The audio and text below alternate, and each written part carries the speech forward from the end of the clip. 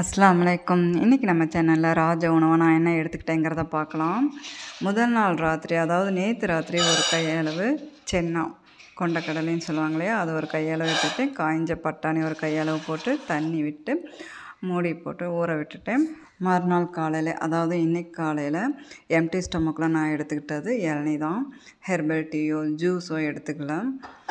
இளநீ எடுத்துகிட்டேன். இளநீ வந்து ஒரு மொத்தமாக வாங்கி வச்சதுனால அது சீக்கிரம் கெட்டுரும் இல்லையா.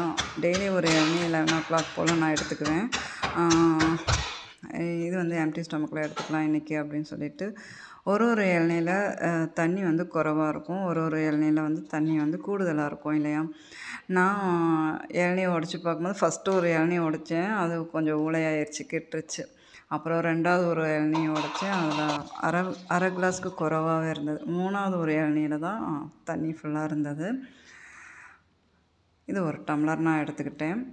அம்மாவுக்கு வேணாம் அப்படின்னு சொன்னாங்க. அப்புறம் சரின்னு சொல்லிவிட்டு அம்மாவுக்கு வந்து உளுந்தங்கூழ் காய்ச்சினேன், அது கொஞ்சம் சாப்பிட்டாங்க. ஊற வச்ச கடலையை வந்து கொஞ்சமாக தண்ணி விட்டு உப்பு போட்டு வேக வச்சு 2 விசில் வர விட்டு ஸ்டவ் ஆஃப் பண்ணிட்டேன்.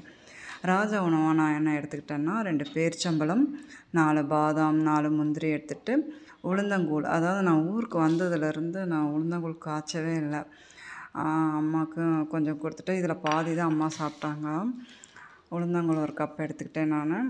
அதோடு சேர்ந்து கடல, வேக வச்ச கடல, தாளிப்பெல்லாம் கொடுக்கல. கேரட் துருவினது, சின்ன வெங்காயம் பொடியாக கட் பண்ணதையும் சேர்த்துட்டு, இதை ராஜா உணவை நான் எடுத்துக்கிட்டேன். இன்ஷா அல்லாஹ் அடுத்த வீடியோவில் பார்க்கலாம்.